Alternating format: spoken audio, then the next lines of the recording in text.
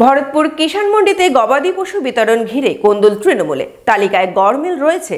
এই অভিযোগে তৃণমূলের দুই গোষ্ঠীর মধ্যেই বিবাদ বাধে, উত্তেজনা ছড়ায় কৃষক বাজারে। পরে পুলিশ এসে পরিস্থিতি নিয়ন্ত্রণে আনে, যদিও বন্ধ হয়ে যায় গবাদি পশু বিতরণের কাজ। প্রাণী সম্পদ বিকাশ দপ্তরের ছাগল ও বকনা বিতরণ ঘিরেও তৃণমূলের কোন্দল প্রকাশ্যে ভরতপুর 2 নম্বর ব্লকে।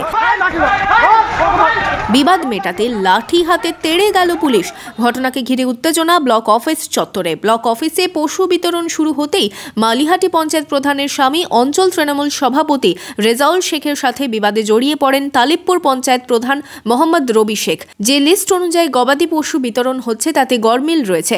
এই অভিযোগ তুলে এদিন গরু ও ছাগল বিতরণ বন্ধ করতে বলেন তালিবপুর পঞ্চায়েত প্রধান মোহাম্মদ রবি শেখ।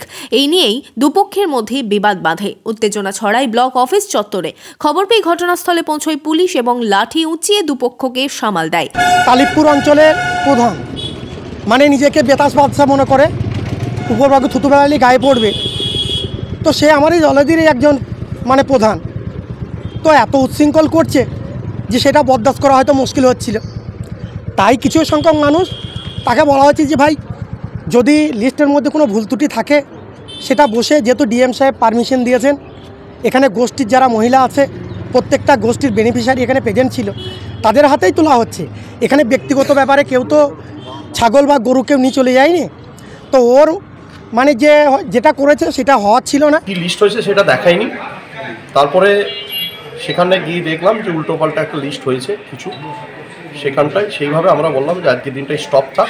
যেখানটায় যে দপ্তরের কর্মদক্ষ, সেই দপ্তরের কর্মদক্ষকে অন্ধকারের পঞ্চায়েত সমিতির বডি মানে মেজর পার্সেন্ট অন্ধকারে। তাই আমি অ্যাজ এ প্রধান হিসাবে আমি নিজেও যে গরিব অসহায় দুস্থ এসএসজি গ্রুপ যারা আছে তাদেরকে কিছু তুলে দেবো, সেটা আমিও জানি না। এটা দুর্ভাগ্যের বিষয়। এখানে অপ্রীতিকর কোনো ঘটনা ঘটেনি, এখানে সুস্থভাবে সেখানটা আমরা বেরিয়ে এসেছি। আমরা একটা স্মারকলিপি জমা দিয়েছি বিডিও সাহেবকে এবং বিএলবি সাহেবকে।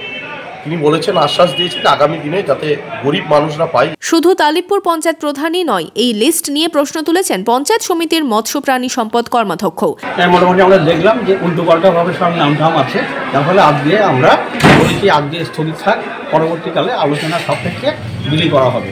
আমাদের মাননীয় মুখ্যমন্ত্রীর যে উদ্দেশ্য উজ্জ্বল ভাবমূর্তি তৈরি করা, সেই উপলক্ষে আমরা আজকে আপাতত স্থগিত করার জন্য বলেছি এবং স্থগিত হয়েছে।